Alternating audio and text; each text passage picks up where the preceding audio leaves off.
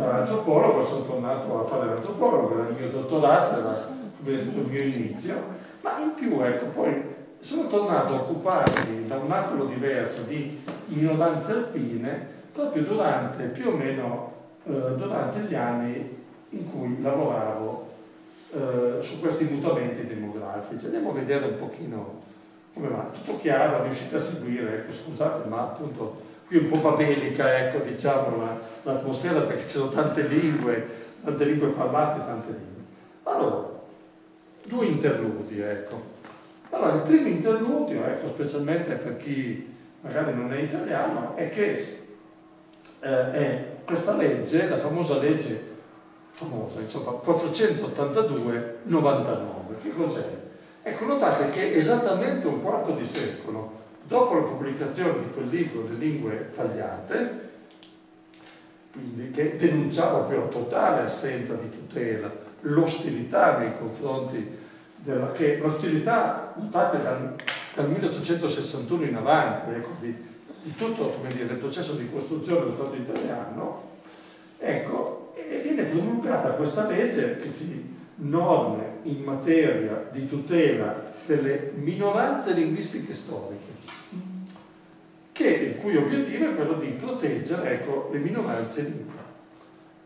E in sostanza, ecco, questa legge come dire, consente e incoraggia i comuni, prima di tutto, poi associazioni locali e per certi versi anche delle istituzioni private, ecco, diciamo, a prendere misure, a promuovere iniziative il cui obiettivo è quello di, appunto, di sostenere, di tutelare che possiamo chiamarlo heritage, quindi il patrimonio linguistico e culturali di queste minoranze. Ecco, per dare un'idea, ecco, noi abbiamo parlato di Walser, c'è un lunghissimo elenco, se andate sul sito del Ministero lo trovate, le comunità, i comuni se vogliamo, ecco, tutelati, talvolta sono comuni che includono più di un insediamento di minoranza, sono 1171, quindi sono molti. Ecco, però una cosa che è essenziale a mio parere è che, sintetizzando un po', semplificando un po', ma questa legge di fatto tutela i comuni e i loro residenti. Qualcuno mi corregga, ecco. Per cui, Alagna, ecco, Alagna Valsese, se qualcuno, come dire, è originario di Alagna, parla il dialetto, ma abita fuori comune, non esiste più. Invece se qualcuno abita lì perché ci è immigrato da lungo tempo negli ultimi anni, di fatto è, come dire, membro della popolazione tutelata. È una cosa un po' particolare con molte implicazioni.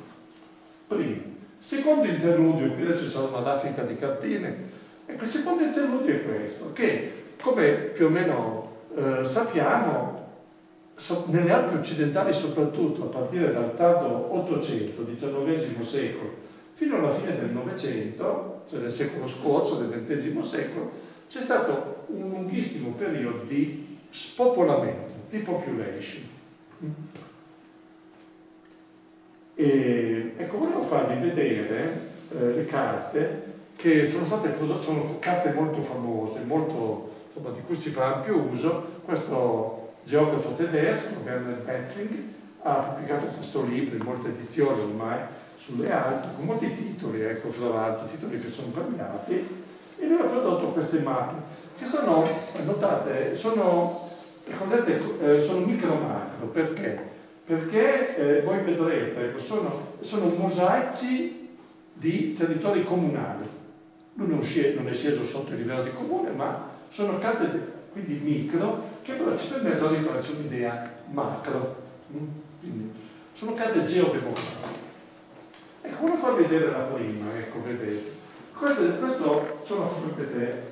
Questi sono i comuni che rientrano all'interno del perimetro della Convenzione delle Alpi. Ecco, spopolamento delle Alpi sì, ma vedete il blu indica che la popolazione è calata in questo arco di 80 anni. e anche molto, perché se guardate il colore non è semplice spopolamento, è proprio, come dire, esodo massiccio. Ma questo è importante perché vedete, nel resto delle Alpi no, c'è stato non necessariamente un grande calo, in alcuni casi no, addirittura nelle Alpi bavaresi, che sono un po' un caso a parte, c'è stato un aumento. Quindi vedete, le Alpi occidentali, le nostre Alpi, dove siamo noi adesso, è stato molto molto più toccato versante francese e versante italiano che non il resto delle Alpi. Questa non è cosa sempre nota, ecco. Vedete che nei 30 anni, diciamo, questo è il dopoguerra, il secondo dopoguerra, le cose cambiano, perché intanto vedete che le Alpi italiane diventano sempre più blu, quindi la popolazione cala. Vedete invece che ci sono segni di ripresa, quindi di crescita demografica nelle Alpi francesi e altrove anche. Quindi la carta diventa più variegata. Se poi noi andiamo a vedere l'ultima cartina che ci porta al 2000, ecco, voi vedete che le Alpi italiane continuano a essere, come dire, aree di perdita demografica, di spopolamento. Ma le Alpi francesi è capitato qualche cosa. Ecco, ora, adesso posso anche più o meno dire due parole.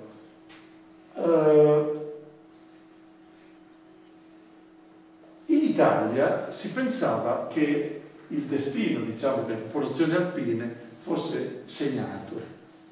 Perché? Perché non c'erano leggi per l'aiuto alla montagna, quindi c'era un vuoto legislativo, ecco così. Se non che, inaspettatamente, si assiste a quella che viene chiamata sovente un'inversione di tendenza. Perché? Perché non ovunque, ma in molti comuni si vede o una stabilizzazione o un aumento di popolazione o comunque, come vedremo, dei ricambi di popolazione. Quindi mentre prima, come dire, la mobilità era tutta dalla montagna verso la pianura, adesso invece abbiamo anche delle mobilità che risalgono, cosa che nelle Alpi italiane, magari le cose andavano un po' meglio qui in Val d'Aosta, meglio ancora in Trentino e sul Tirolo Alto Adige, ma insomma, ecco. Quindi questa, ecco, e i primi, ecco, forse a notare questa inversione sono stati un geografo dell'Università di Innsbruck, che si chiama Steinicke, e il suo gruppo di ricerca. E volevo farvi vedere due, ecco, qui vedete anche i titoli, vedete il New Demographic Development. Ecco, volevo farvi vedere questa prima cartina. Lui l'ha presentata, ero presente anch'io, ecco, nel 2011 a Innsbruck, dove si teneva questo Alpine Forum proprio sui mutamenti. Perché notate che nei primi anni non ci si rendeva conto, poi c'è stato non solo il censimento, ma questo Stein che ha fatto delle ricerche proprio a tappeto e anche lui, come vedete, ha cartografato a livello di comune, quindi sono direttamente comparabili con quelle di pezzi. Ecco, vedete qui, questo è, come dire, un po' l'andamento di popolazione tra il 2002 e il 2010. Vedete che ci sono molte più macchie rosse, ma tante blu. Quindi vuol dire che comunque la popolazione continuava a declinare. Ma questo è più interessante. Questo è anche molto, si vede molto, ecco, in giro, ecco, vi capite, vi sarà già capitato. Qui è net migration. Net migration cosa significa? Sarebbe il saldo migratorio. Quindi, ecco, rosso significa che il saldo è positivo. Quindi più coloro che arrivano che non coloro che scendono. Perché quello che si è osservato, che anche lo vedremo anche in località dove la popolazione cala, non di meno sono più coloro che salgono, magari poche decine di persone, ecco, che non coloro che scendono. Quindi vedete che più o meno la grande maggioranza dei comuni italiani, se noi confrontiamo il 2002 e il 2010, è stata interessata da immigrazione, perché ovviamente, ecco, questo reverse, no? O anche, come dire, il passaggio Alpi francesi, passaggio dal blu al rosso, significa che la popolazione è aumentata.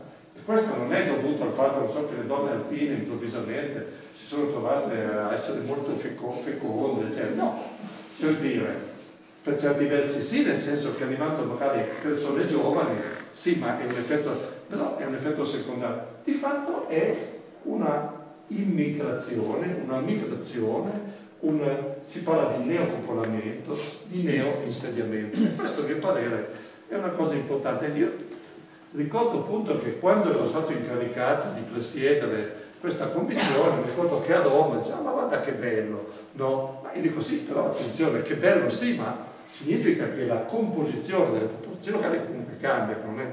E poi l'avevo visto un po' a livello micro, magari anche seguendo tesi, queste cose che sono. Ecco, in Europa, ecco, quindi più o meno qui vi dice quello che, insomma, che ho già anticipato, ecco, il nuovo popolamento delle Alpi. Inizialmente, se volete vi faccio vedere appunto, ecco, vedete, inizialmente si parlava di montanari per scelta, non posso entrare, ma insomma l'idea era che chi saliva in montagna erano sostanzialmente, come dire, giovani provenienti dalle città, come dire, insoddisfatti, come dire, della vita in montagna, che salivano, no? Per diventare pastori, avviare delle, come dire, riavviare magari delle attività tradizionali e così via. Ecco, vedete, i montanari per scelta. Quindi si è instaurata una specie di distinzione troppo rigida tra montanari per nascita, by birth, diciamo, e montanari per scelta da fuori, che è troppo rigida perché uno può anche essere nato e rimanere per scelta, ma comunque. Ecco, quindi vedete, quindi la montagna torna a vivere grazie ai giovani e alle giovani. Vedete, nuovi montanari. Poi si è capito che in realtà non erano soltanto per scelta, ecco, scusate io, neorurale, ecco, neo-rural, ecco, diciamo, ma c'erano anche coloro che in realtà, si parla by necessity, ecco, hanno detto, per necessità in che senso? Sì, poteva essere una scelta, ma coloro che salgono per lavorare in maniera, per esempio, non piccoli imprenditori o imprenditrici, ma perché c'è bisogno di manodopera. Per esempio, Alpi orientali c'è forse una prevalenza, ecco, di questo. Nelle Alpi occidentali piemontesi, che sono quasi spopolate, c'è anche più spazio, ecco, se vogliamo, no? Per un'attività imprenditoriale. Quindi vedete, per forza quella scelta. Poi c'è stato anche un periodo, adesso l'Italia è un po' tramontato, in cui c'era una fortissima crescita di migrazione forzata, e allora montanari per forza, ecco, montanari per forza. Anche, vedete, un libro che parla invece di Alpine Refugees, ecco, quindi come la migrazione, diciamo, è stata sospinta verso le Alpi, perché in molti paesi alpini, certamente in Italia, le Alpi erano piuttosto spopolate, quindi dove mettiamo questi neoarrivati? Mandiamoli in area alpina, ci saranno degli alberghi vuoti, delle case vuote, diciamo così. Il tema è molto complicato, chi volesse comunque avere delle indicazioni. Ecco, allora il punto a cui arriviamo è questo, che questi processi di ripopolamento, di salita, si dice anche il ritorno alla montagna, ritorno ma da parte di chi? Ecco, molti dicono bene, quindi, e dipende dove dicono bene, ecco, perché io ripeto, a Roma erano contenti ma non erano molto interessati a vedere perché, ecco. E ecco, volevo dire che invece altri studiosi hanno guardato invece con un po' di preoccupazione.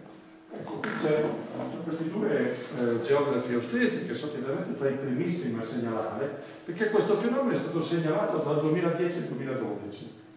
Prima non lo si era visto. Ecco, vedete, new immigration into the European Alps. Ecco, questo, già dal titolo, questo lavoro di Steinmeier, è interessante, perché vede, lui dice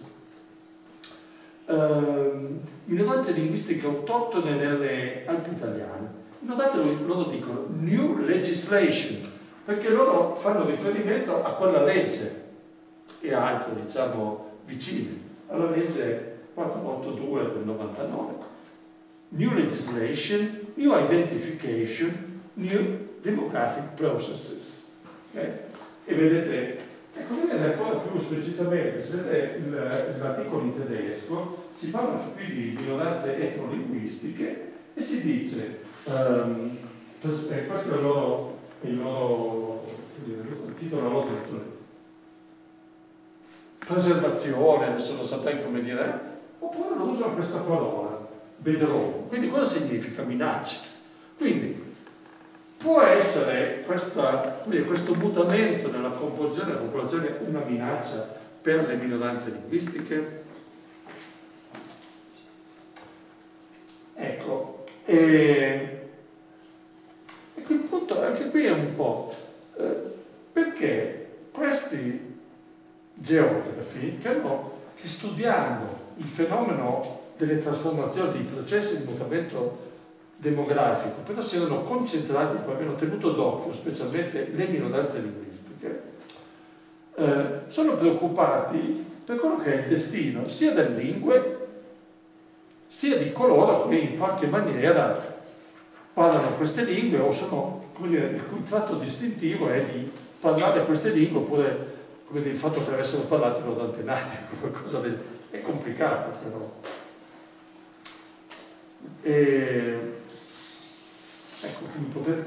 Ecco, fra l'altro i due Bender e Kanischeimer ritengono che non solo i gruppi di minoranza possono essere minacciati, ma anche quelle che loro chiamano le culture alpine, le culture locali.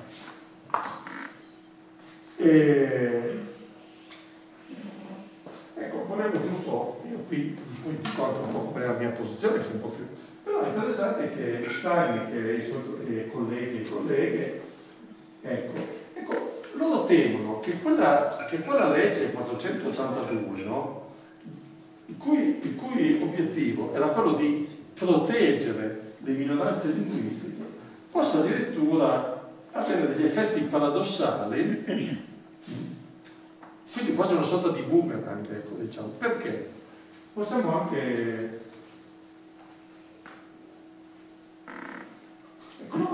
Che quello che indubbiamente è il ricambio, il turnover di popolazione, e loro dicono insieme, in conjunction, diciamo proprio, con queste nuove leggi,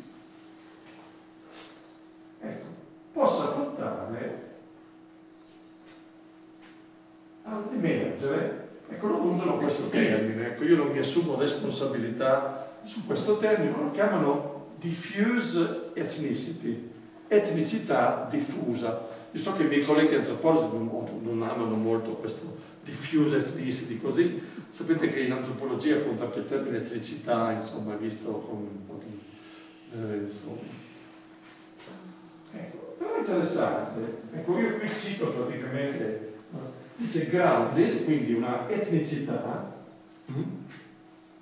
fondata, vedete, grounded, non tanto sulla competenza linguistica, perché credo che quasi, come dire, quasi intuitivamente, no? Quando si parla di minoranze linguistiche, chi sono? Sono quelli che parlano la lingua, giusto, no? Ma tu parli questa lingua, minoranza linguistica, eccetera. Quanto su quelle che chiamano subjective assertions of belonging. Quindi loro dicono, qualcuno che dice io sono, io appartengo a questa comunità. Ecco, da parte di chi? Di quelli che con questo strano termine in inglese vengono chiamati New Highlanders, in italiano non so, nuovi montanari suburbani, New Highlanders, so che insomma sono un po' strano, quindi vabbè, quindi ecco, cosa? Loro temono che ci siano dei nuovi montanari che salgono, si insediano come residenti, acquisiscono dei diritti, ecco, che sono, ecco, eager, sono quelli che sono ansiosi, ecco, di rivendicare un diritto a promuovere e sostenere la cultura locale. Vediamo un attimo una citazione. Ecco, dice: noi stiamo assistendo all'emergere di una nuova consapevolezza, una situazione nuova, per cui standard language e language di competenza linguistica non costituiscono più gli elementi più importanti per identificare i gruppi etnici. Invece, ethnic identity è sempre più espressa attraverso fattore socioeconomico, ethnic self-assessment, cioè io sono, e in effetti io devo dire, conoscendo un po', avendo seguito un po' le vicende aragonesi, perché no? Che comunque rende la cosa un po' complicata, ecco perché. Ma io poi ho quasi finito, ma come avevo anche anticipato, vedete che le ultime 2 slide sono molto scarne. Il problema è molto complesso, per date ragioni. Possiamo anche vederlo, ecco, perché se permettete torno a quella riunione a Innsbruck di questo Alpine Forum, che era appunto sui mutamenti demografici, new challenges, qualcosa del genere. Ecco, e si diceva, ecco, questo è l'originale inglese del documento, dice: la migrazione, migration, quindi, è legata alla questione della identità culturale. È interessante perché diceva che è un tema, ecco, diciamo, issue, quindi una questione particolarmente delicata nelle Alpi. Sia che noi ci riferiamo, che si faccia riferimento a delle questo è interessante, proprio strutture di come dire, forme di insediamento molto tipiche. Le Vivazze sono noti proprio perché hanno queste caratteristiche. Oppure, ecco, a tradizioni e forme di artigianato, ecco, tipicamente alpine. Ecco, però qui ci interessa regional dialect. Oppure, credete, ecco, the following question non può non essere posta.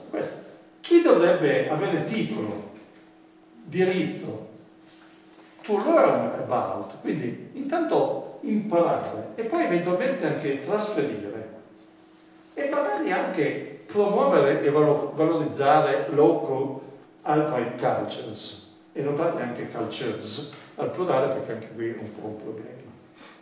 Oppure qui invece cito da un lavoro che abbiamo scritto, che ho scritto insieme a questo sociologo, che lo conoscerà, è molto molto attivo su questi temi, si chiama Andrea Membretti, e avevamo scritto, ecco, ma quali sono gli effetti del ripopolamento sulle culture? La popolazione dovrebbe essere vista, il ripopolamento, come un'opportunità per innovazione sociale e creatività culturale, o piuttosto, eccoci qua, come una minaccia per le culture indigene. E poi, ecco, altro punto, la discontinuità demografica che in qualche modo si crea preclude una continuità culturale. Io non è che abbia delle risposte sicure, ma insomma, ecco, come vedete noi avevamo intitolato questo saggio, che poi è stato riproposto in molte sedi, a più svariate lingue, eccetera, Negotiating the Mountains, quindi negoziare le montagne. Ecco.